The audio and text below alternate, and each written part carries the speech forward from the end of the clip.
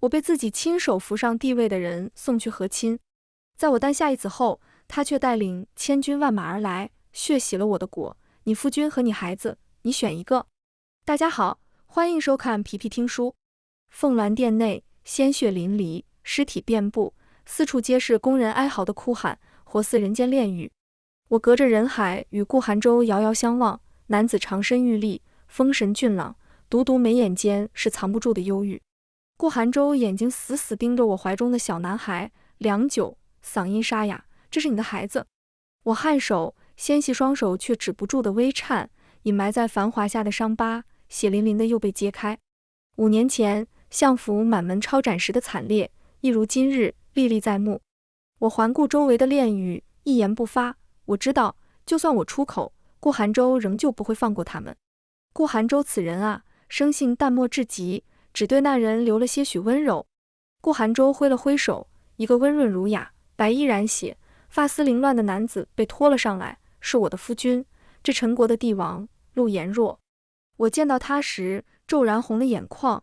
延若，陆延若嘴被脏污的纱布堵住，口不能言。他朝我轻笑，如同春风拂面般，让人心安。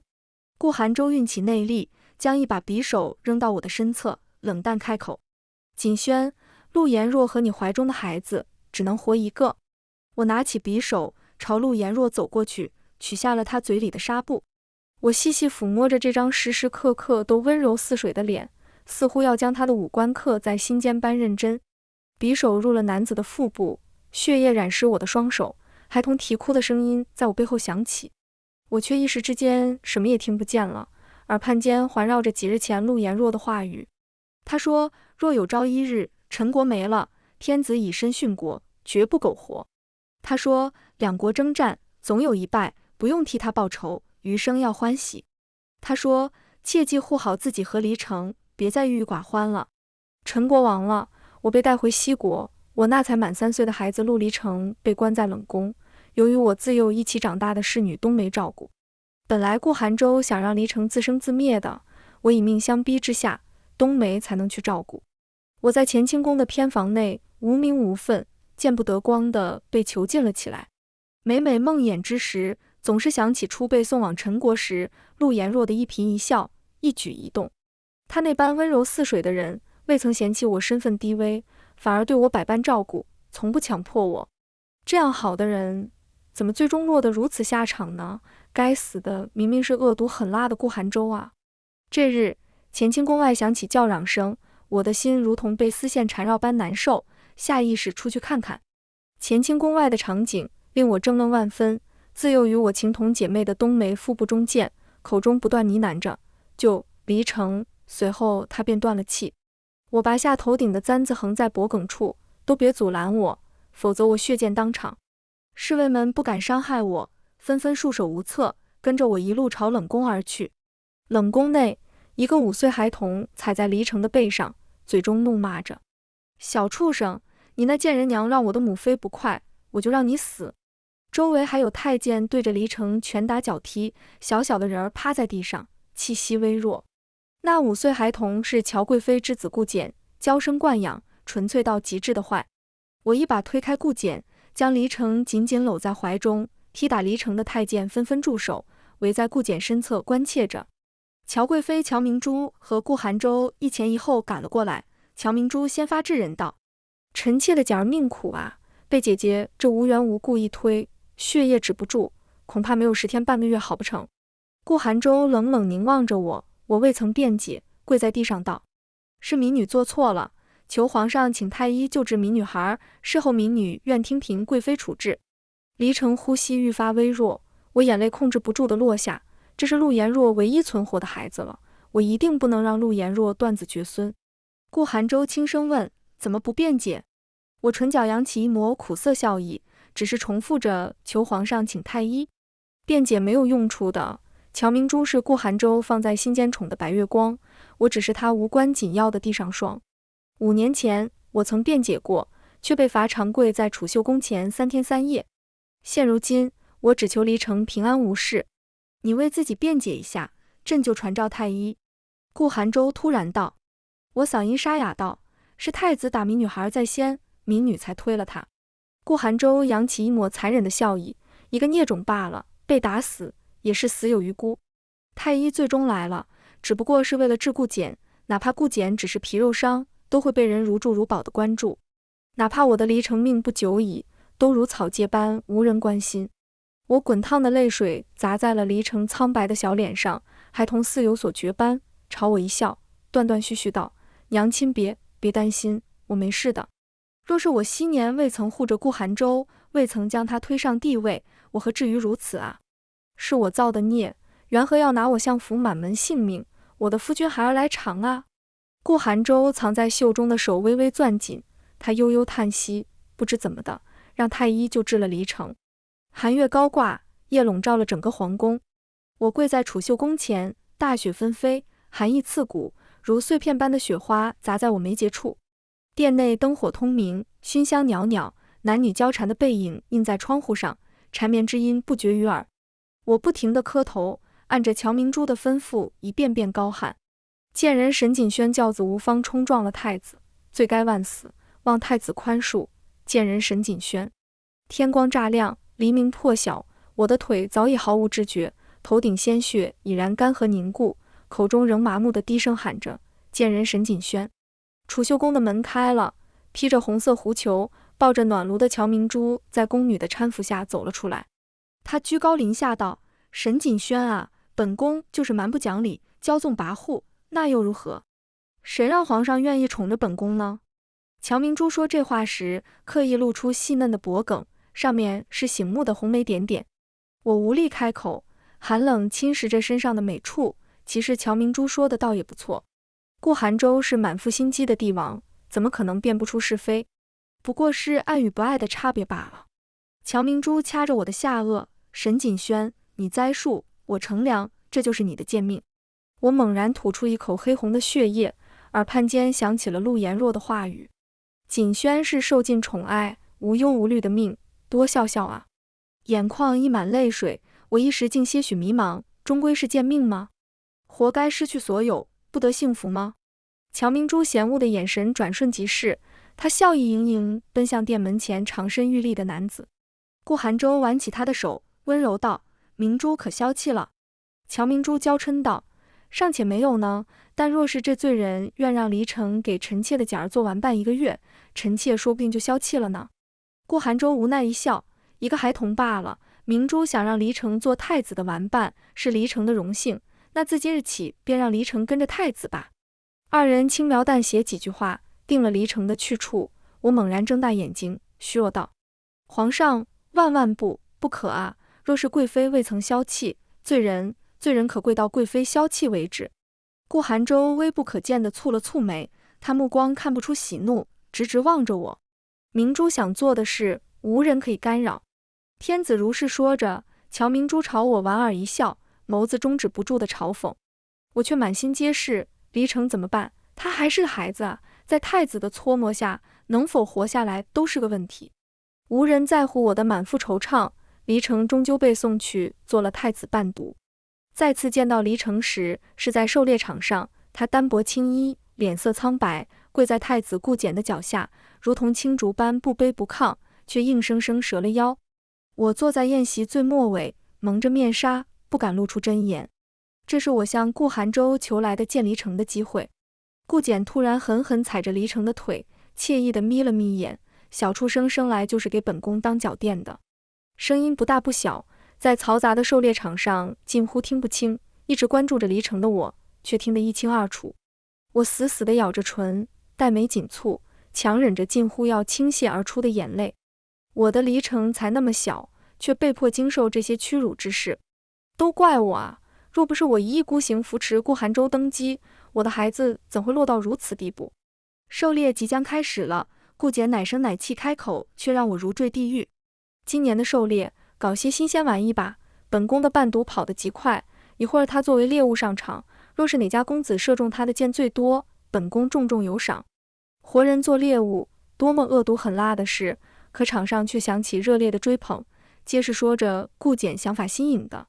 我将希冀的目光望向顾寒舟，唇角无声张开，别，哪怕念在10年相伴上，他护护我的离成吧。他又是受尽欺辱，次次接受我将他护在身后，还我一次吧，就这一次。顾寒舟冰冷的目光瞥向我，他看见了我的哀求，可他只是轻笑。太子很有想法，那就让你的伴读上场。我一瞬间仿佛跌至冰窖，黎城注意到了我，小小的孩童扬起甘愿赴死的笑，要快快乐乐的。黎城的声音很大，众人皆是一头雾水，我却知道这是他对我说的。和陆颜若一样好的人啊，缘何会凄惨至此呢？况且他若是死了，我便真的孤零零一人了，怎么可能会快乐？拿什么去快乐？一声锣鼓响，狩猎开始了。我的黎城在场上与动物们一起四处逃窜，可仍旧有不计其数的公子哥为了讨太子欢心，将冷箭对准了黎城。我目眦欲裂，再也看不下去，以极快的速度冲上去挡住了锋利的剑，衣裳破碎，渗出血花，我疼得紧蹙眉头，却将黎城死死护住。数不胜数的箭如雨般射了过来，我忍着疼躲闪，却避不可避地中了几箭。那些罔顾人命的公子哥们并未因我一个女子上来而停手，反倒愈发兴奋起来。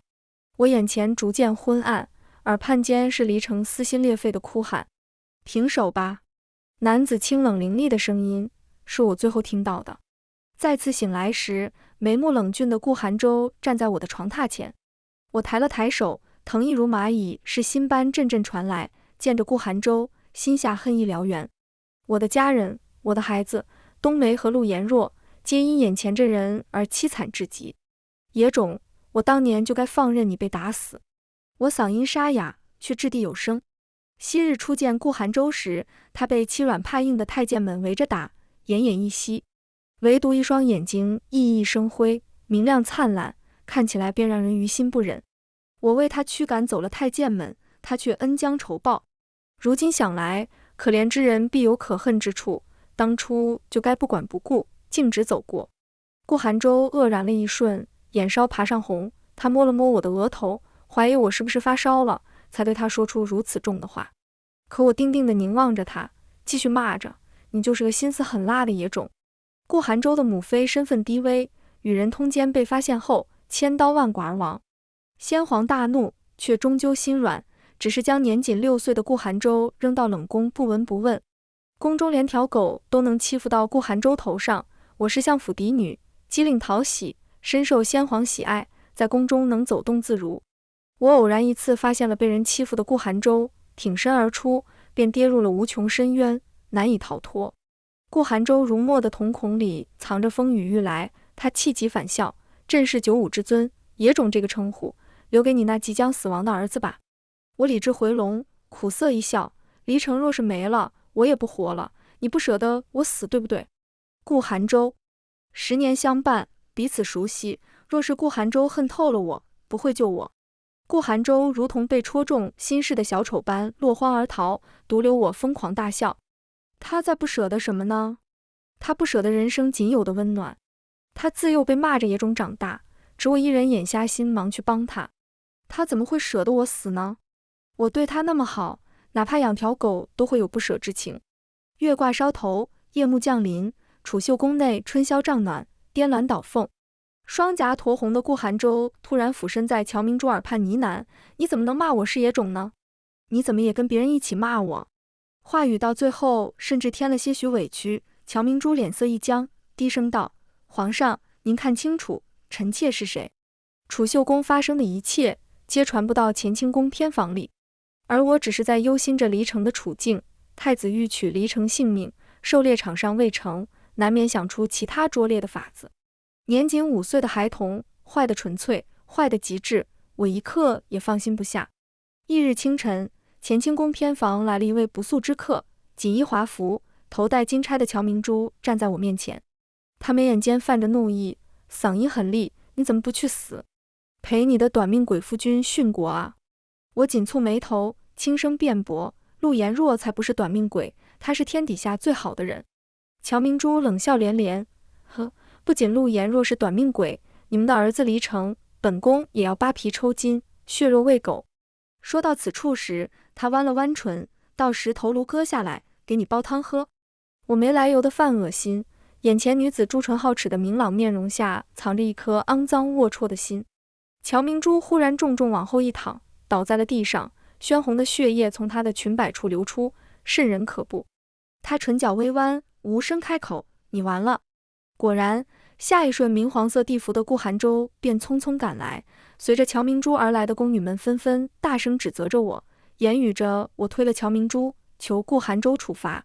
啪响亮的巴掌声在屋子内转开，我瘫倒在地上，捂住被扇红的脸，耳朵间嗡嗡响，工人们的责骂声逐渐变得微弱起来。始作俑者正抱着乔明珠往外走，还不忘狠厉道：“明珠若是出了什么事，朕将你千刀万剐。”我独留在原地，工人们的嘴一直动着，我耳畔间的声音却愈发小。终于，声音彻底没了，我近乎癫狂地站起来，随手拿起茶盏砸在地上，茶盏碎了一地，工人们纷纷后知后觉地上前擒拿我。我愣怔着望向茶盏碎片，痴痴笑着，我听不见了。我泪水蓄满眼眶，暗暗嘲讽着自己傻，那段噩梦般的记忆骤然席卷而来。幼时的顾寒舟因意气行事打了太子，被押入大牢，准备问斩。我不忍见他丧命，跪在结了冰的白玉石路上，替他求情。太子的生母皇后家族强悍，与相府能一争高低，且互不对付。他便刻意刁难，让工人长乖我50下，方能松口放过顾寒舟。我硬生生挨了50下，当时耳朵流出止不住的血液，我从此落下来病根，耳朵不能受疼。后来顾寒舟被放了出来，他扑在我怀里，泪流满面。他说世人皆将他看作蝼蚁，独我不同。他说他长大了一定会护着我，让我做全天下最幸福的女子。满门抄斩，送去敌国后又摧毁掉我的生活，让我失聪。原来这便是他所谓的幸福。乔明珠流产了，我被押入天牢，狱卒应是收了贿赂，对我擅自用刑。浸满盐水的鞭子被狱卒们挥起来，抽打到我单薄的躯体上，留下道道红痕。我疼得紧咬下唇，汗水不断滴落，快要撑不住时，牢门打开了。绛紫色长衫，五官俊朗的顾寒舟踏了进来。他看到了狱卒们擅自用刑，但并未智慧，只是摆了摆手，让狱卒们下去。陈国擅自用刑是要满门抄斩的大罪，可若擅自用刑的对象是我，那便无罪了。只因我害得乔明珠流产，于是我的命对顾寒舟而言，比畜生都低贱。待人退去后，男子如黑曜石般透亮的眸子凝望着我，仿若要将我吸进去。给朕生个孩子，你就能活下去。顾寒舟说。可是我听不见，只能仇恨满满的与他对视。他好像又重复了一遍，但我仍旧听不见。顾寒舟的俊脸浮上错愕，他倏地靠近，将我的手拿起来，在上面慢慢写着：“你是不是听不见了？”我扯起一抹嘲讽的笑意道：“昔年我因救你，耳朵落下了病根，今朝失聪，怪我自己救了一条养不熟的白眼狼。”顾寒舟的眼神晦暗不明，心底百般情绪交织。最终，他在我手心细细写着一行字，随后我便被抱出了天牢。我坐在床榻上，一袭红色珍珠裙衬得我肌肤愈发白了几分，红色的盖头遮挡住视线，我只觉顾寒舟可笑。他在我手上写的一行字，竟是让我不要怨恨他。思绪间，门被推开了，顾寒舟一袭红色长袍，面带笑意，称得上芝兰玉树，温润如风。他掀起我的盖头，将我抱起来，自顾自低语：“锦轩，你终究是朕的。”我想奋力挣扎，却被灌了药，浑身上下使不出一点力气。顾寒舟压上来的时候，我眸子中的惊惧再也藏不住。可男子还是强硬冲了进来，我的伤口被扯动，撕心裂肺的疼，却满脑子皆是陆颜若，那种陌上人如玉，公子世无双的人，从不会逼迫我。初被送到陈国时，陆颜若灿烂如星河，温润若春风。陆颜若会温柔地询问我，会为了逗我一笑，堂堂帝王亲自抚琴。这般好的人，却被迫惨死在我剑下。痛到极致之时，我精神恍惚地低声唤：“陆颜若，对不起。”顾寒舟是习武之人，内力深厚，自然听见了。他俯身咬住我的唇，微微用力，血液绽开在他的唇角，染成点点血花。不许想着别人，本就是他抢了你5年，他和孽种都该死。若不是他怕世间再无人羁绊住他的锦轩，他怎么会琉璃城活下来？那夜过后，顾寒舟日日派太医来诊断，终于等我有喜后，他不再来乾清宫偏房，只是太医却日日皆来，为我治好了失聪，送了许多安胎药。因我无宠，宫人们见风使舵，怠慢于我，以此讨乔明珠欢喜。冷至残羹，甚至在这寒冬，我连炭火都无，可我并不在意这些。3月后，乾清宫偏房内，我抚摸着微微显怀的肚子，思绪恍惚。我想打掉孩子的，可顾寒舟用离城威胁我，我陷入了愧疚与自责中。愧对九泉之下的陆延若，自责自己没本事，连陆延若唯一存活的子嗣都难以护着。咚一声，醉气熏熏的顾寒舟踹开了门，他昔日温润的眉宇间凝聚着化不开的风雪。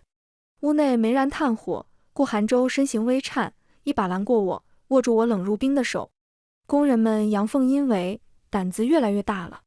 我未曾言语，顾寒舟将头埋进我的颈窝，深吸了几口后，嗓音哽咽：锦轩，你又不理我，5年前你若是求我一下，我们怎么会越走越远？我一把推开他：你别欺人太甚。5年前分明是他灭了相府满门在先，如今反倒是我的错了。顾寒舟低声呢喃：沈锦轩，喊来离城吧，让他见见你如今的模样，让他知道你是我的，从始至终都是。我几乎是瞬间抬头凝望着他，咒骂道：你疯了！我的离城年纪小，见了我显怀的肚子，会怎么想？顾寒舟眉梢微红：我才没疯，你本来就是我的，你不该生下别人的孩子，你不该背叛我的。离城终究被带了过来，他瘦如枯槁，长衫洗到发白，眼角处长长的划痕让人无法忽视。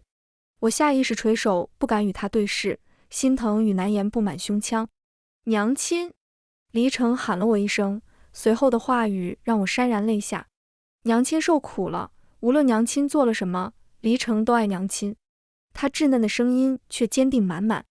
我骤然抬头，抚摸着他的脸，缓缓道：对不起，是我昔年识人不清，是我今朝无能为力，害得本该泡在蜜罐中锦衣玉食成长的离城沦落到这般下场。娘亲未曾做过愧对离城的事情，无需道歉。我突然想起，在陈国时，我因相府的满门抄斩郁郁寡欢。温润儒雅的陆颜若眸似星河，你未曾对不起任何人，只是这世道人心难测，无需耿耿于怀。而今我却怀了仇人的孩子，被囚于这深宫中，挣脱不掉。屋内一直默不作声，藏于阴影下的顾寒舟大笑：真是母慈子孝，不过锦轩是朕的，怀孕3月有余，而这孽种只能看朕的心情而活。我身形微颤，仔仔细细地盯着离城，怕他情绪出什么不对。可离城只是淡然道：娘亲从始至终都是独立的个体，哪怕怀孕，依旧是我要敬爱一生的娘亲。顾寒舟后来酒醒了，我却对他的厌恶愈发深，时常在无人时抚摸着逐渐隆起的腹部，冒出苟活不如寻死的念头。相府满门抄斩时的血流成河，陈国亡了时的尸横遍野，一帧一幕来回浮现在我眼前，挥之不去。我总是会梦见幼时的纯粹天真，爹娘尚在，相府如日中天。我依然会在发呆出神时看到陆延若，他唇角弯弯与我絮絮叨叨，可转瞬他的腹部便被我插入一把匕首，瘫倒在地。习惯真是个可怕的事，原来陆延若待我的温润有礼，早已刻进了骨髓。我陷入了焦灼中无法自救，寻死的念头若隐若现。期间顾寒舟发现了我的不对劲，他为了稳固我的情绪，让离城来陪我。离城握住了我的手：娘亲，若是活着太累了，就不用管我啦，我一个人也行的。我掩着面泣不成声，我自然知道他在骗我，他一个人在敌国皇宫如何存活？他只是看我太苦了，不忍我继续饱受煎熬下去。又过了1月，我彻底熬不下去了，我这一生本就愧对了太多人，便以死赔罪吧。好歹是带着顾寒舟的骨血一尸两命，不算亏。我环顾着屋内，凡是能自杀的利器早早被收了下去。但顾寒舟终究百密一疏。夜晚时分，我用完膳后，宫女如往常一样散漫地将东西收拾下去。我独自坐在玫瑰椅上，拿着洁白的瓷片，无声笑了起来。这是我打破一个不起眼的小碗得来的，只要轻轻往脖颈上一划，我便不会受折磨了。这痛苦的一生便会结束了。思绪间，瓷片就横在了脖颈处，我的腹部突然动了一下。我倏地愣怔了一瞬，这也是我的孩子，可能察觉到了我的举动。腹部又动了一下，我却不曾心软。顾寒舟作恶多端，他不配让我给他生子。况且我的处境如此，孩子生下来遭受的定然也是白眼与谩骂。何必呢？泪水却不知何时模糊了视线，我握紧瓷片，狠狠滑了下去，血液顺着纤细食指流。迷迷糊糊间，我被一片黑暗笼罩，天地间独独中心浮萍上亮着光。我循着光而去，一个约莫4岁的孩童被包裹在莲花中。他朝我笑着，阿娘。我立刻停下了脚步，心下蔓延着复杂的情绪。孩童满心欢喜地站起来，朝我跌跌撞撞奔来，他伸出白白胖胖的小手。阿娘抱。我情不自禁伸出手，却直直穿过了他，他眉眼间渗出血液，莫名妖冶。我知道阿娘想让我死，但我不怪阿娘，阿娘开心就好。我连连摇头，想和他解释，却一时不知能说什么。我眼睁睁看着孩童身影消散，自始至终，他只是笑颜如花重复，不怪阿娘。我心口有什么东西迸发开来，苦涩满满，难以言喻。娘亲，你醒醒啊！耳畔间响起熟悉的声音，我艰难地睁开眼，脖颈处传来阵阵疼意。黎城站在床榻边，脸上泪水干涸，眸子中的害怕与心疼交织。我强硬笑起来，没事的，别怕。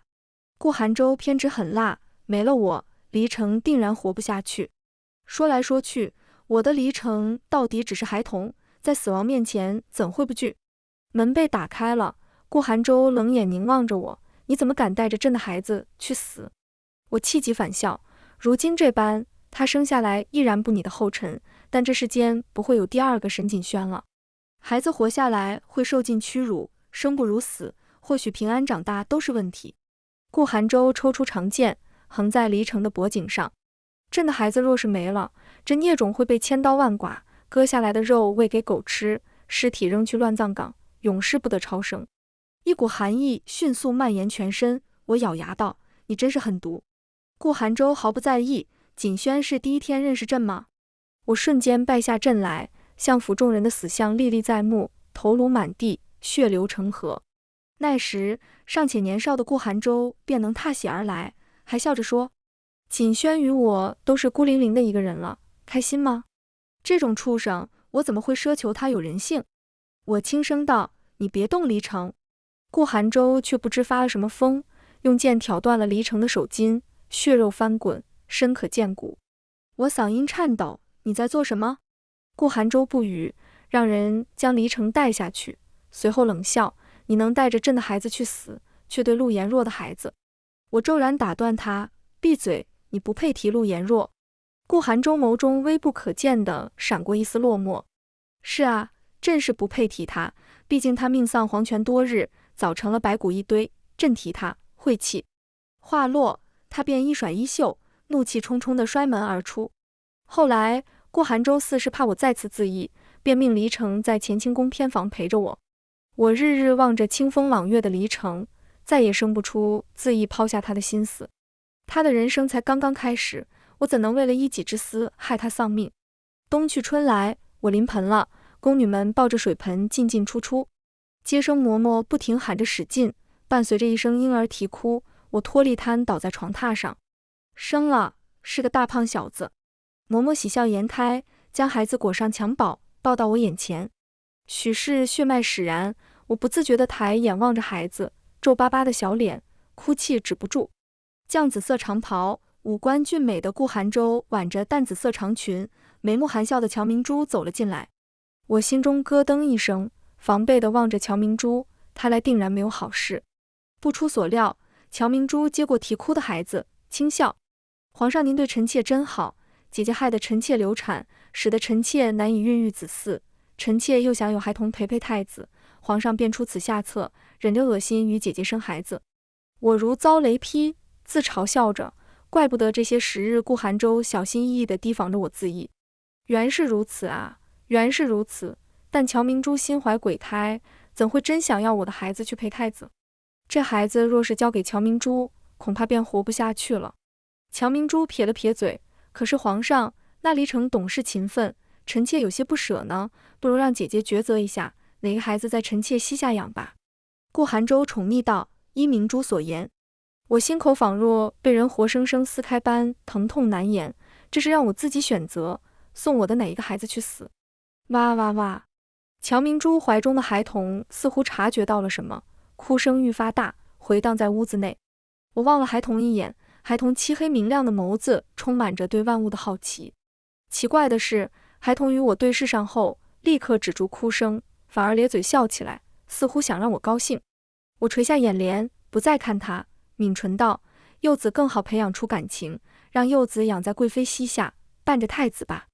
陆颜若待我温润如丝，二选一之间，我永远不会放弃他与我的孩子。强自压下疼意，我一遍遍告诉自己，这孩童是顾寒舟的，是死是活，与自己无关。乔明珠莞尔一笑，这孩子尚未取名，那便叫锦纬如何？顾寒舟心不在焉道，甚好。那日之后，乾清宫偏房愈发冷清，工人们玩忽职守，敷衍了事。我时常望着离城，精神恍惚，他与陆颜若长得越来越像了。不知为何，近日里想起来陆颜若，心口便疼得无以复加。陆颜若被我刺死的一幕，徘徊在脑海中反复循环。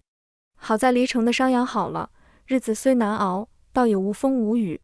再次听闻顾锦纬的消息时，是在1月后，宫女匆匆忙忙地跑进来，面色焦灼。贵妃娘娘，请你过去一趟。我下意识站了起来，脚步迅速地朝储秀宫而行。脑海中一片空白，顾锦纬这个名字难以抑制地浮上心头。到了储秀宫后，顾寒舟正怀抱着梨花带雨的乔明珠安抚，一股寒意席卷全身，心口传来阵阵莫名疼痛。姐姐，是我看管宫女不力，害得锦纬被闷死了。乔明珠殷殷啜泣，可那双琉璃般的瞳孔中闪烁着得意，哪有半分愧疚。我无心与她言语，闷死二字反复在耳畔响起。我往里走去，裹在襁褓中的顾锦纬脸色发紫，嫩白的脖颈处是难以忽视的红痕。不是闷死的啊！我倏地低吼，不知不觉间泪水沾染了满面。这是被活生生掐死的，如此明显，顾寒舟怎么会看不出来？无非是睁一只眼闭一只眼，纵容乔明珠所为罢了。乔明珠是被百般呵护的皎皎明珠，我沈锦轩算什么呢？不过是顾寒舟登上帝位的工具罢了。连带着我血浓于水的孩子，都是可以随意打杀的。这些时日，我不敢去想顾锦纬，如今这孩子不出所料的丧命了。我也不是什么好人，二选一间，我也抛弃了锦纬。锦纬，锦微，谨小慎微，正如他短暂的一生般渺小，无人在意。顾锦纬被下葬了，春雨绵绵，暖风阵阵，他死在这样好的天气中。他未曾上玉蝶，自然入不得皇陵。我跪在他的墓碑前低喃：下辈子可千万别投胎到我这里了，我这人命苦，给不了你温暖的童年，害得你尚未学会说话便死了。仔细想想，我本来是京城人人艳羡的相府嫡女，锦衣玉食，明媚张扬。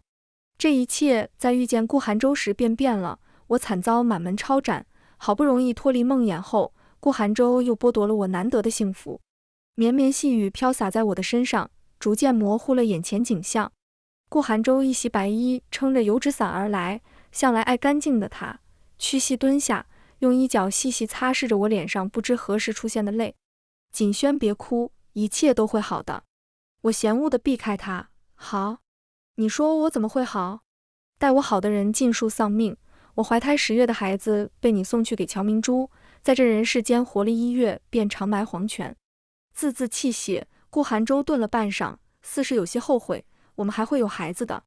呵，我嗤笑一声，谁稀罕于你的孩子？顾锦纬不过是血脉使然罢了，我永远不会给你生孩子了，哪怕我去死，也不会给你生孩子。顾寒舟从未见过我如此浓郁的恨意，他怔愣片刻，垂下眼眸，不敢看我。锦轩，再过几日，我们便能如初见之时了，我抚琴你练舞，我们还好好的，别这样恨我。高高在上的天子声音越来越低，带了些许哭腔和乞求。痴心妄想，我冷声道。顾寒舟真是惺惺作态，令人作呕。3个月后，乔明珠的母族江府被满门抄斩了。与此同时，乔明珠与太子被押到了我的眼前，二人纷纷惊慌失措，连连求饶。我冷眼凝望着他们，只觉一股心凉。狡兔死，走狗烹啊！想来也是，顾寒舟心思深沉，哪里会真正爱上谁？对我是利用，对乔明珠又何尝不是？他容忍不下掌控兵权的江府，便慢慢蚕食，一网打尽。乔明珠与太子忽然止住了哀嚎，腹部皆插了一把刀剑，二人倒在地上，顾寒舟眉目含笑的面孔露了出来。乔明珠害死了锦轩与我的孩子，我便将顾简和他都送下去陪葬。锦轩原谅我好不好？顾寒舟轻松开口，仿佛倒下的二人不是他日日相伴的枕边人与血脉相连的孩子般。我骤然生出了一股恶寒，惧怕之意不断涌出。乔明珠与顾简丧命，自是如我心意，可顾寒舟简直是六亲不认，丧心病狂。我一句话也说不出口。顾寒舟缓步走了过来，怀抱着我，仿佛丢失多年的珍宝被找回般小心翼翼。锦轩不要喜欢别人，喜欢寒舟，一辈子陪着寒舟好不好？顾寒舟近乎偏执地开口。我不语，他便自顾自道，又是众人皆欺我辱我，独独锦轩心善待我好，锦轩一直待我好吧，富贵荣华我都给你。我强自压下恨意，回道好。后来顾寒舟日日伴我身侧，待我如珠如宝，而我借着他的宠爱，给了黎城100两黄金做盘缠，将黎城送出皇宫，暗自叮嘱他纵马朝千里之外，与西国为敌的齐国跑。到了齐国后，便不必活得如此小心翼翼了。我待在深宫中，心口空落落的，时常产生错觉，看到相府亡魂与陆颜若，甚至是顾景伟那个生来便注定孤苦的孩子，他们皆在说不怪我，让我好好活下去，我却愈发沉闷。春去下来，我躺在床榻上，咳血不止，缩在厚厚的锦被中，泪流满面。外面蝉鸣不停，绿意葱茏，明明是最暖和的盛夏，我却只觉冷意连连。我能怎么办呢？我无依无靠的一人，怎么斗得过睥睨天下的帝王？这日，我央求着顾寒舟想去赏荷花，顾寒舟欣喜若狂，这是我近日来第一次主动与他说话。一艘游船漂浮在水面，荷花大朵盛开，争奇斗艳，美不胜收。顾寒舟搂着我絮絮叨叨，说了好些话，我藏于衣袖中的簪子狠狠插在了他的心口处。他闷哼一声推开我，捂住心口，不敢置信地望向我。锦轩，你就这么恨我？顾寒舟的暗卫从天而降，拔下簪子，开始替他包扎伤口，手法熟练，是会医术的。天子出行，缜密如丝，怎么会轻易被我刺杀呢？好在黎城应该已然到了齐国，一生无忧了。我突然生出一股疲惫之意，缓缓靠近船边。顾寒舟似乎察觉到了什么，眼稍微红。金贵傲然的天子此时低声祈求：锦轩，你恨我，我也不在乎的，你别离开我。我未曾理他，纵身一跃，跳入了荷花池，惊起阵阵波澜。顾寒舟眼稍通红，焦灼道：快救人啊！夏日的池水并不凉，反而泛着暖意，只是我开始逐渐呼吸不上来，眼前慢慢变得模糊。恍惚间，我看到了温润如玉的陆颜若，她捧着荷花对我笑：锦轩，你不要郁郁寡欢了，我过得有点累，所以我来找你啦。陆颜若。顾寒舟终究没救上来我，他一日白发，将我尸首封在保人永不腐烂的水晶棺内，放置于乾清宫。他日日对着棺材言语，形势愈发暴虐，百姓流离失所，苦不堪言。终于在3年后，大臣们联合推翻了顾寒舟。顾寒舟死时，瘫倒在水晶棺前，低声道：锦轩，我被人欺负了，可惜这一次再也不会有人护着他了。全文完，皮皮听书感谢您的观看，每天上新精彩小说，喜欢就订阅吧。